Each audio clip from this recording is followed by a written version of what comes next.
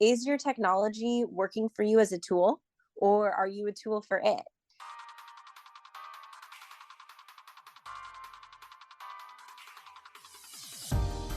Hey everyone, this is Kim O'Neill from the Every Day's a New Day podcast and live show, and you're listening to the Going North podcast with the hilarious DomBrightmon. Be sure to subscribe to his show so you don't miss any episodes, and remember, every day is always a new day.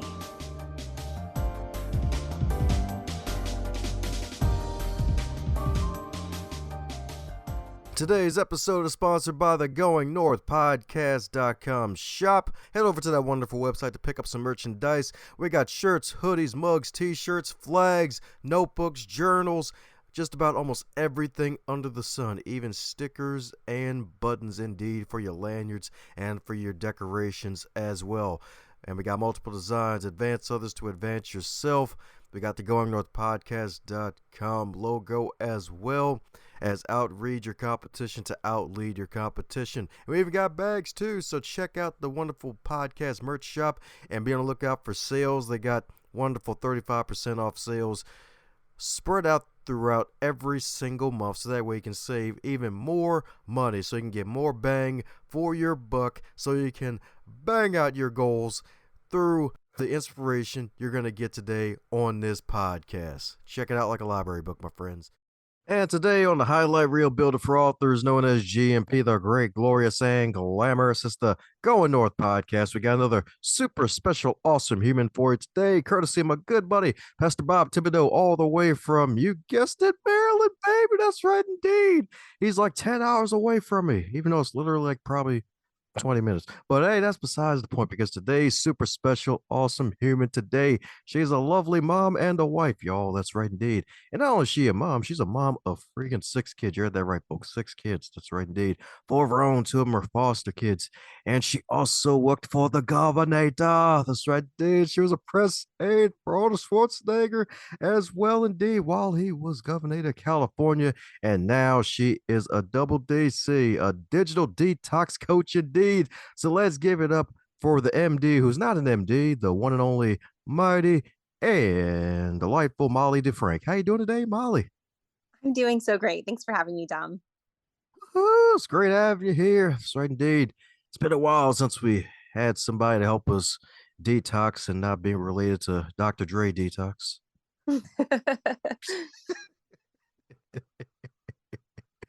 right. And again, I don't think any of it related to that Dr. Dre album that never came out.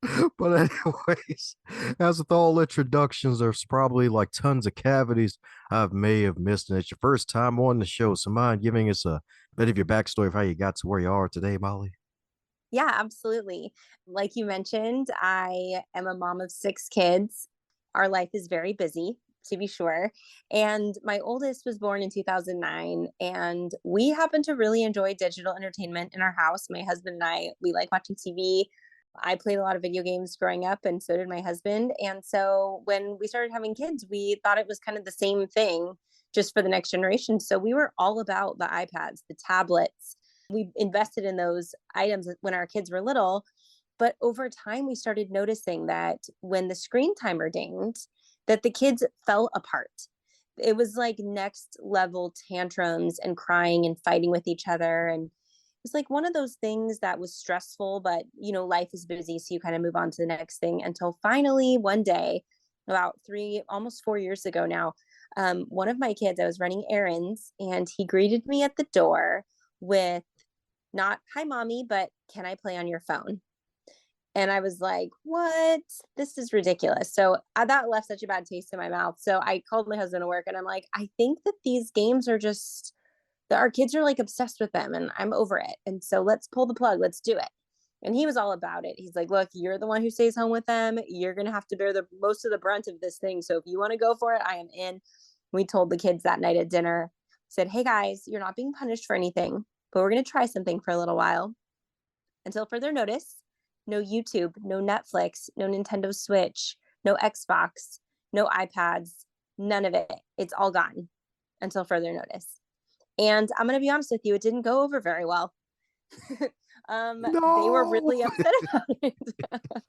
So it was one of those things where you're looking at them and they're crying and you're like, no, we're doing this. This is a good plan for us. But on the inside, I'm like, why did we do this? This is going to be terrible. They're going to flip out for several weeks. And we talked with them for about 5 minutes and they were bummed out. But by the next day, they didn't even bring up a screen because they knew it was off the table. So they just started, what do you know? They were playing with the toys on their shelves and they were playing with each other and they would go off and read books because they knew not to even ask or they would get a chore.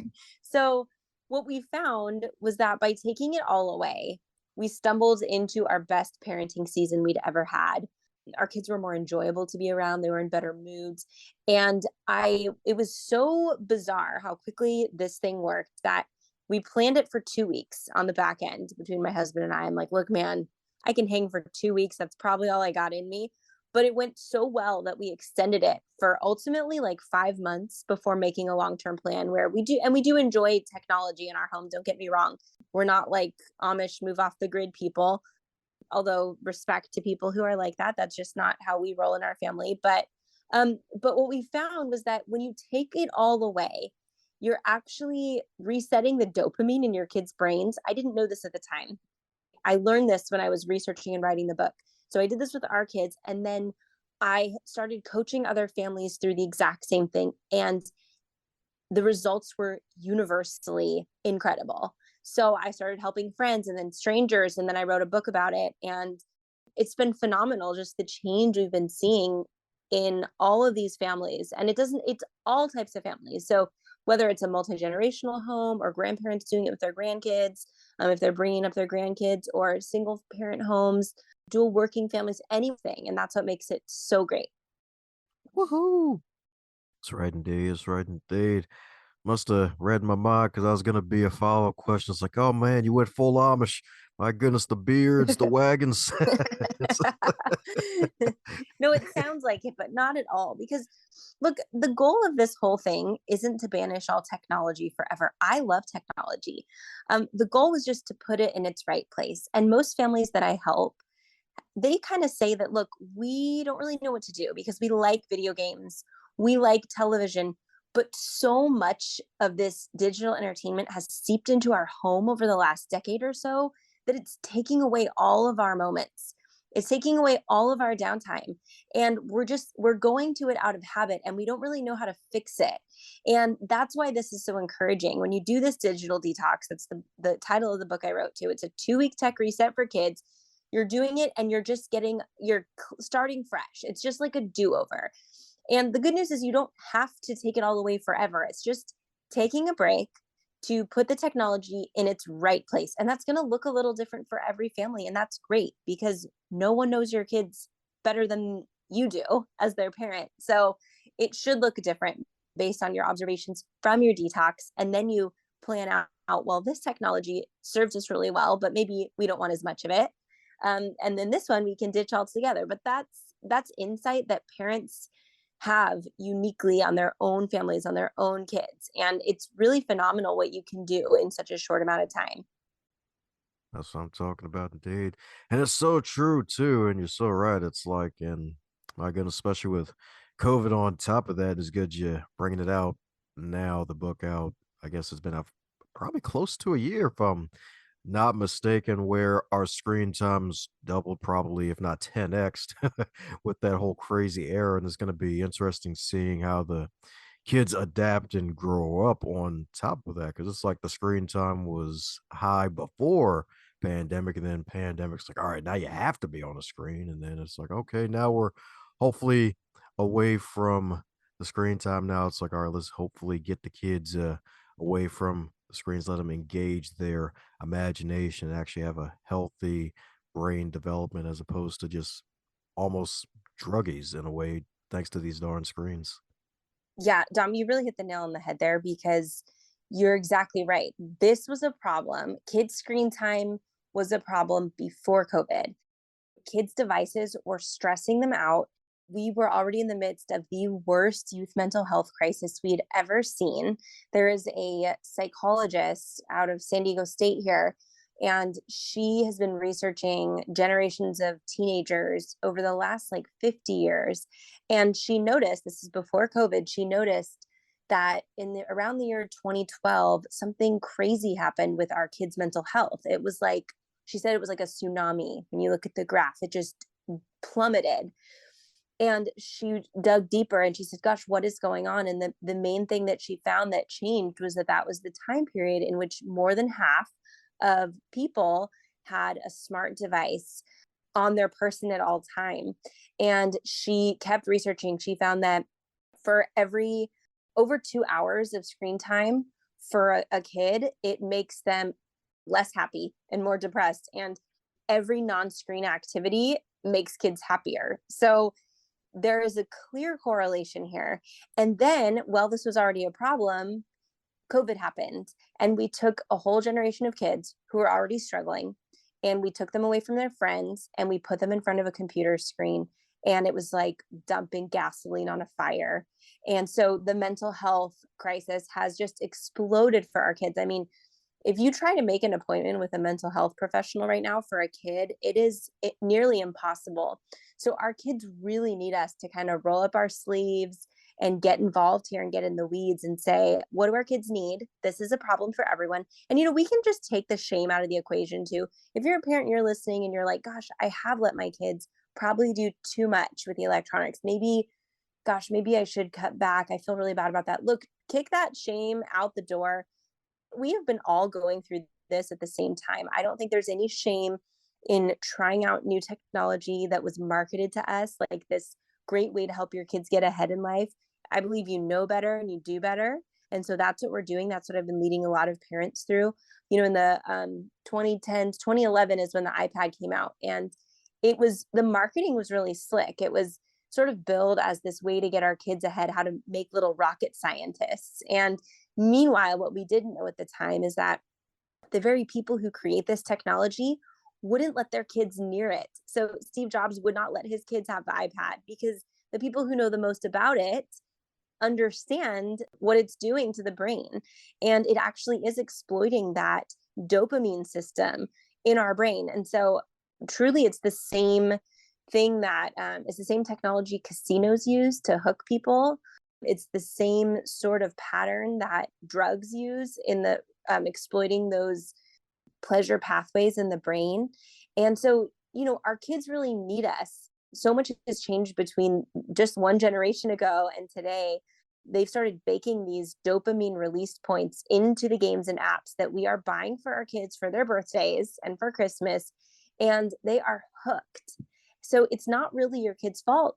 When your kid is you're saying, put the device away, go play outside.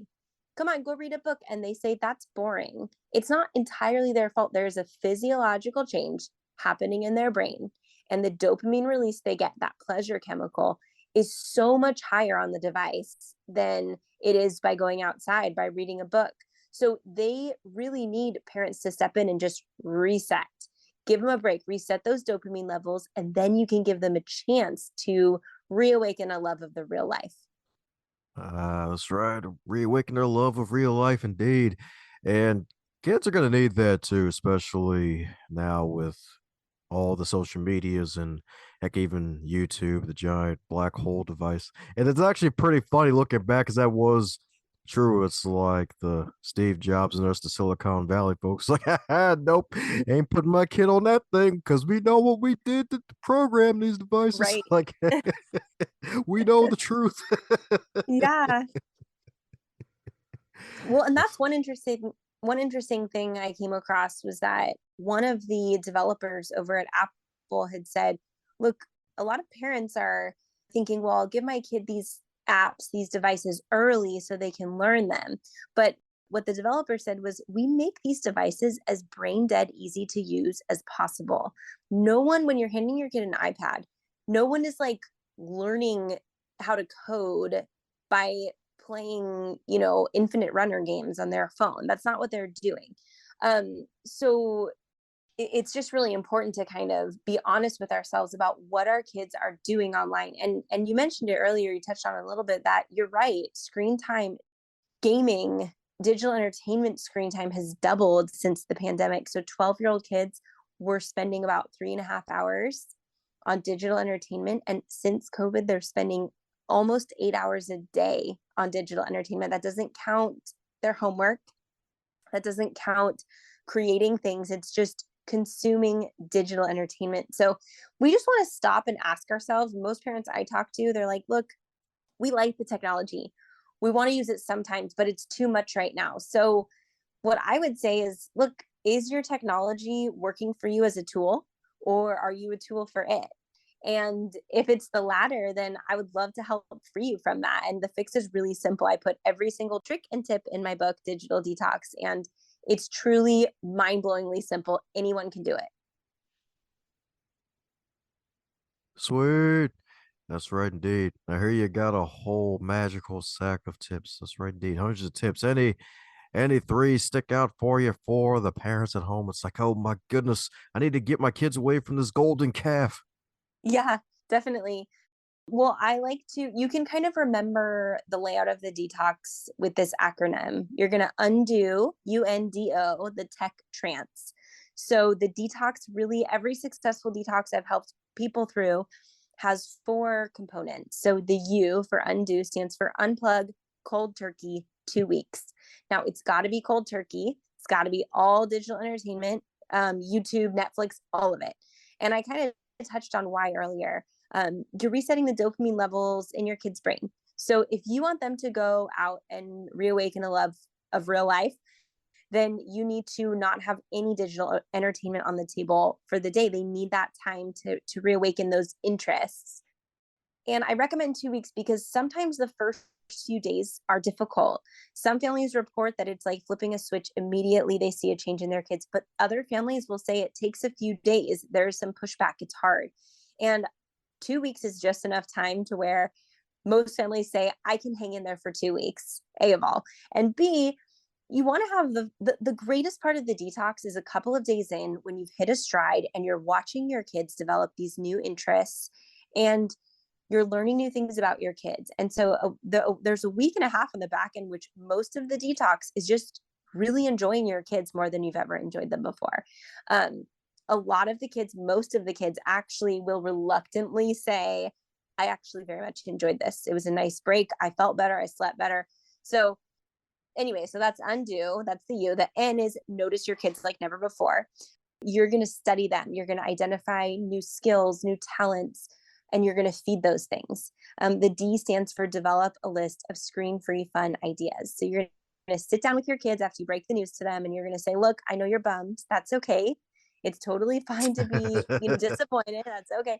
But we're going to make a list of ideas of things that don't require a screen at all. And when you get bored, you can look at this list and you can refer to it and you can learn a new hobby. What's something you've been wanting to do? The best part of making that, by the way, is to show your kids they have everything they need inside their brain to troubleshoot their boredom. So that's actually a really fun activity too. And then the O lastly stands for open the books. You can make a bookworm out of any child. I'm talking reading for pleasure. Literacy rates are at an all-time high, and yet reading for pleasure is in rapid decline. And it's because it requires things that we're not developing in our kids, like delaying gratification. Why would our kids choose to pick up a book when they have quicker gratification on a device? Once that device is not an option during the detox, they will, in fact, have the opportunity to learn to love reading for pleasure. I would not have believed that statement before our detox, but I've seen it. And I promise you, as I mentioned, I have 6 kids. We've had older kids in and out of our home through foster care. And I've watched reading and the power of story just transform these kids in a way that nothing else could. So I highly recommend that. I got 2 chapters on that in the book about how to even get your kids who are like, no, I don't like to read. You can get them to read and to enjoy it. And it's such a fun thing to do. So that's the first half of the book. It breaks all those things down, very practical tips. And then the second half is, well, now what? 2 weeks, and then what happens after that? So it's how to make a long-term plan so your digital entertainment is working for you and not the other way around. And that's the second half. It's really just giving parents, based on their observations and some facts and some data, some ideas for, well, what do we do moving forward? What are the boundaries? What are the parameters? And we can really just help them find a good place for their technology in their home. Woohoo! That's right indeed. That's right indeed. That's right indeed. Want them bookworms to prosper. I love the fact that you said, hey, we can make the kids bookworms, baby. That's right indeed. You can make them out of any kid. That's right indeed. Just give them the right book and they're in. You got them hooked. Hook, line, and sinker. That's right indeed. Sometimes hook, line, and soaring because then they'll fly with magical pages. That's right indeed. That's right indeed. So my goodness, so with you being a busy mom of six and you finally joining the business of immortality by putting this book out for other parents to be rescued from the magical screens of doom, how was it like putting this book together? Like, what was your process? Because I'm pretty sure you probably had to dig for extra hours out of the day. Yeah, that's a really good question. And what's funny is we did our own detox before COVID, but I was writing the book during COVID. And so my kids were at home on computer school and it was a challenge, but it was really important to me that and a great experience too, because I'm thinking, look, if I'm telling parents that this can work, this is kind of fun because I get to live through my husband and I both working from home while our kids are on school at home and having recess. And I just want to encourage you parents that you can do it. Whatever your situation is, you can do it. So that was my experience in writing it. It was kind of a weird time to be taking that on. But yeah, it was great. I read a lot of books. There was a lot of incredible research out there. And I think the most compelling thing I found was every discipline across the board, they were all ringing the alarm on this problem. Psychologists, psychiatrists, eye doctors, pastors. There were all kinds of people saying this is a huge problem. And what I wasn't finding were a lot of books saying, here's how you fix it. It all sounded like doom and gloom. And there's a lot of really interesting data. One example, occupational therapists today, they've identified a new problem that they're calling virtual autism because young kids are presenting like they have autism. And then they look closer and they say, oh no, this isn't autism. It's just these kids have been on screen so much that the opportunity cost is there. They haven't run around outside and swing on the swings. They haven't had a lot of parent-child eye contact. And that blew me away when I learned that. And there's so many facts and data points like that all over the place from all different disciplines. So I was really excited to write what I knew and put it in the book because I knew that for most parents, they're not going to want to dive through, 2 dozen plus books like I did. They're not going to want to, write down and remember all this data. But what they want is just a friend telling them, look, this is how you can fix this. It's very simple. Here's some practical tips for when you're in the trenches, you're trying to do the dishes, you're trying to make a doctor's appointment, just very practical, simple ways to deal with this issue that is the parenting issue of our days. So yeah, it was such an enjoyable process to write it. Sweet. Book boomer swag ahoy. That's right indeed. That's right indeed. One of those wonderful COVID book babies that come out of the pandemic. You love to see it. Yeah. That's right indeed. That's right indeed. So my goodness, so since you're a fellow believer, you usually invite fellow believers to share their salvation testimony on the podcast since, hey, sometimes you don't always get a chance to share it. And who knows, folks may be inspired by it. Yeah, absolutely. I grew up Catholic and two loving parents. Both my parents went to Catholic school and they sent us to Catholic school. And so I always knew that it was important that we knew to my mom and dad that God is real and that he loves us. I went to church every weekend, but it wasn't really until I was in high school that my brother actually had a really cool conversion story that I watched up front. We were all going to church. We'd all consider ourselves Christian, Catholic. But my brother, who was a little bit older than I was sort of a party animal. And I saw him have this radical life change. And my whole family was like, what is happening? Like, what happened to you? And he was just kinder and warmer and started talking about Jesus all the time and preaching the gospel. And so I'm like, gosh, I don't understand. Like, what do you have that I don't have? And so he would share the gospel with me. And it was really in watching his life change that I came to understand, oh, it's not it's not my works, it's not my merit, it's not me comparing myself to the people around me. It's the grace of God, of a good God who loves us so much that he sent his only son to die for us. So that punched me in the gut in the best way, I guess, when I was a junior in high school. And I just couldn't believe it.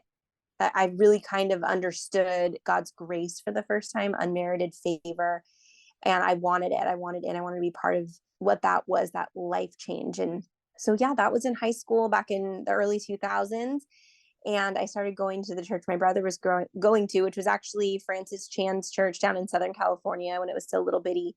Um, and it was just really great, solid Bible teaching. And I went up to college in Northern California where I met my husband. And then we moved to Central California a couple years later, and we're raising our kids. And we lead a small group of other families at our church. And sometimes I teach at our women's Bible study. And I'm just full of gratitude for what God has done in my life and how he's blessed us. And yeah, he's so good to us. Sweet. That's what I'm talking about indeed. Turning party animals, aka tigers, into wonderful meows, little kitties. You love to see it. That's right indeed.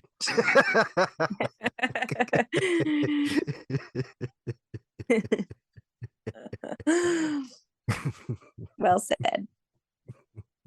Sweet. That's right. But hey, it's all good. It's all good. Folks just have to remember though, sometimes the roar will come out every now and then. It ain't always a meow. And it won't even be a Katy Perry roar either. It'll be bigger.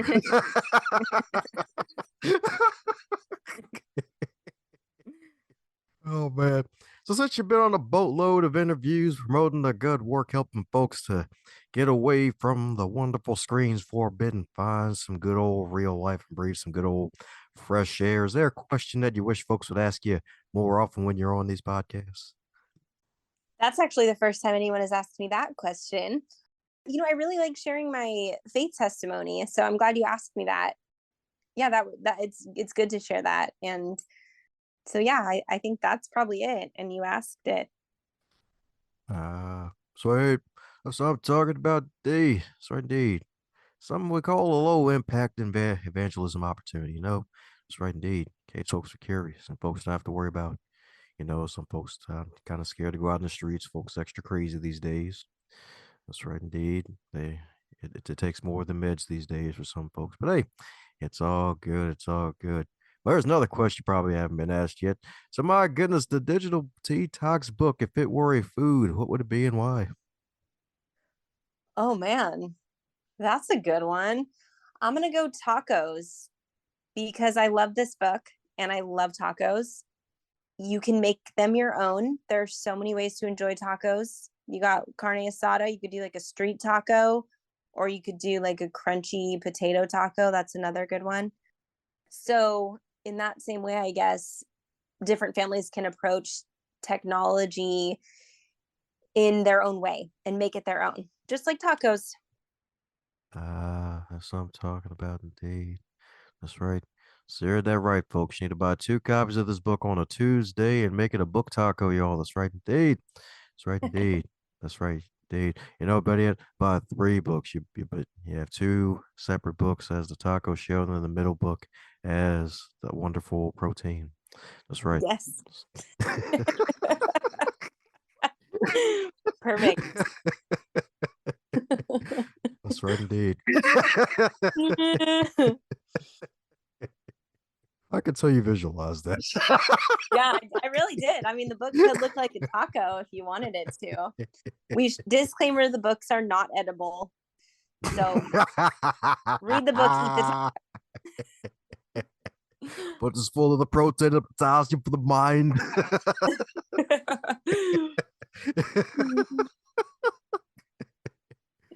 Oh man.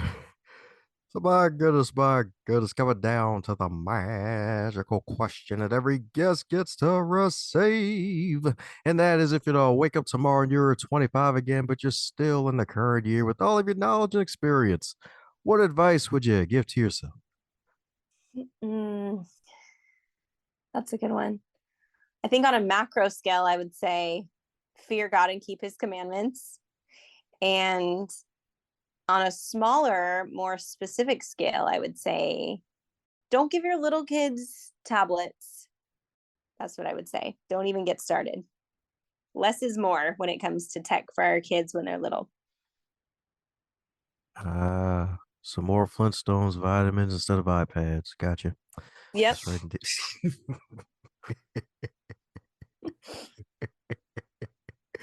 I don't think they make those anymore. Those were delicious. I remember those. I used to love those as a kid. Heck yeah. That's right indeed. That's right indeed. Cures what ails you. Makes you strong, kid. Makes you strong as an ox. That's right indeed. Makes you grow strong as an ox, and then one day you may wake up as a polar bear. You never know. That's right. For no reason. Oh man.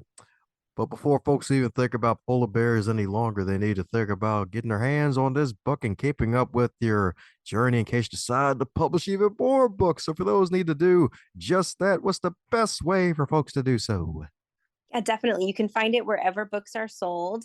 Amazon, Barnes and Noble. You could buy it online at Target.com or Walmart.com, ChristianBook.com, Books A Million. It's everywhere.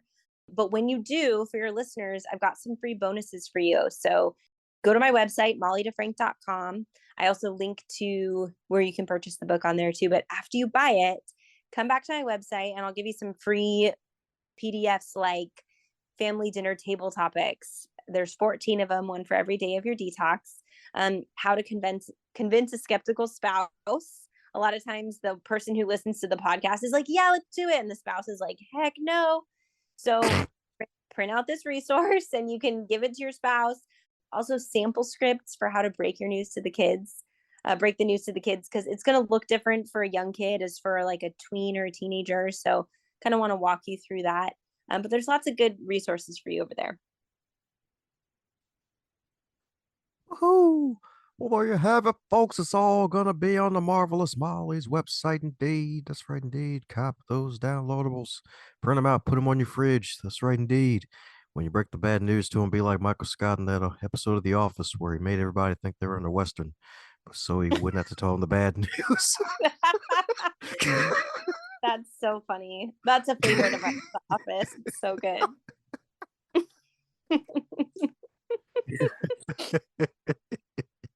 That's right, indeed. Another visual for you. That's right. That's right, indeed. Bonus points if you and your family have pictures of you in turbans and cowboy hats. That's right, indeed. With the books looking like tacos. That's right. That's right, indeed.